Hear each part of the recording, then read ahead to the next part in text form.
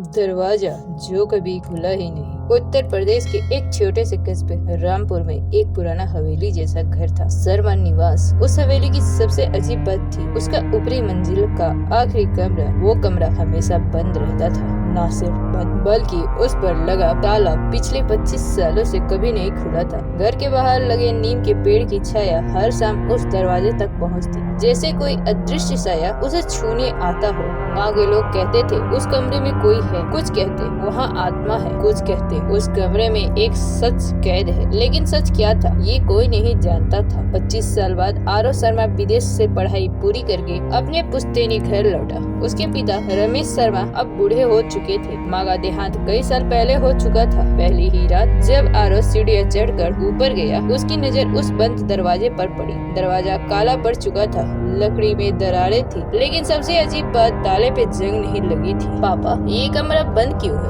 आरव ने नीचे आकर पूछा। रमेश शर्मा का चेहरा एक पल को सफेद पड़ गया। वो कमरा मत खोलना, कभी मत खोलना। लेकिन क्यों? क्योंकि वो दरवाजा कभी खुला ही नहीं। आरव को जवाब मिला, लेकिन सवाल और गहरा हो गया। उस रात ठीक 12:17 पर ऊपर से धीमी धीमी दस्तक की आवाज आई, टक टक टक। आरव चौंक कर उठा। उसने घड़ी देखी, 12:17। फिर वही आवाज, टक टक, जैसे कोई अंदर से दरवाजा खटखटा रहा हो। आरव ने खुद को समझाया शायद लकड़ी सिकुड़ रही होगी, पुराना घर है। लेकिन तभी एक बहुत हल्की आवाज आई, आरव। उसका दिल जम गया। ये आवाज माँ की थी। अगले दिन उसने पापा से माँ की पुरानी चीजें निकाली, पुरानी डायरी। उस डायरी के आखिरी पन्ने पे लिखा था, अगर ये दरवाजा खुल गया तो सच बाहर आ जाएगा और सच हमेशा जिंदा नहीं छोड़ता। आरव के हाथ कांप गए। डायरी की तारीख थी 14 जुलाई 2001। उस दिन उसकी माँ गायब हुई थी। सबको बताया गया था कि वो कुएं में गिर गए, लेकिन कभी शव नहीं मिला। आरव गाँव के बुजुर्ग श्याम काका से मिला। काका उस दिन क्या हुआ था?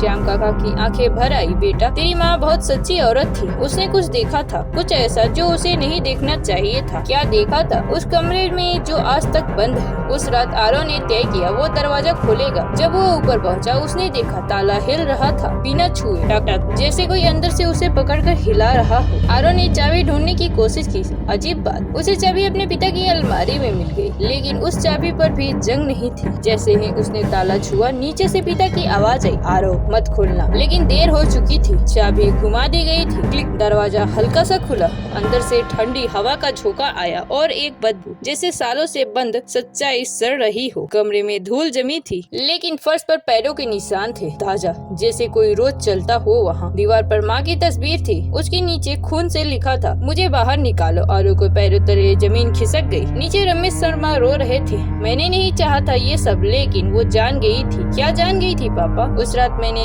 तेरी माँ को धक्का नहीं दिया था, वो खुद गिर गई थी। लेकिन उससे पहले उसने इस कमरे में वो देखा था। क्या तेरे चाचा इस कमरे में अवैध काम कर रहे थे? तस्करी, पैसे, हथियार, और माँ ने सब देख लिया था। हाँ, और उसने पुलिस में जाने की धमकी दी थी। उस रात वो गायब हो गई। आरव फिर ऊपर गया। कमरा खाली था, कोई लाश नहीं, कोई इंसान नहीं, लेकिन अलमारी के पीछे एक गुप्त दरवाजा था। वो खुला और अंदर एक छोटा सा तहखाना। वहाँ एक कंकाल पड़ा था। उसके गले में वही मंगलसूत्र था जो माँ पहनती थी। आरव की सांस रुक गई। माँ कुएं में नहीं गिरी थी, उन्हें इस कमरे में कैद कर दिया गया था। वो दरवाजा कभी खुला ही नहीं, क्योंकि उसे कभी खुलने दिया ही नहीं गया। लेकिन कहानी यहीं खत्म नहीं होती। जब पुलिस आई तो तहखाना खाली था, कंकाल गायब, जैसे कभी था ही नहीं। आरव ने सब देखा था, लेकिन कोई सबूत नहीं मिला। उस रात 12:17 पर फिर दस्तक हुई, टक टक टक, और इस बार दरवाजा खुद खुल गया। लेकिन अंदर कोई कमरा नहीं था, सिर्फ अंधेरा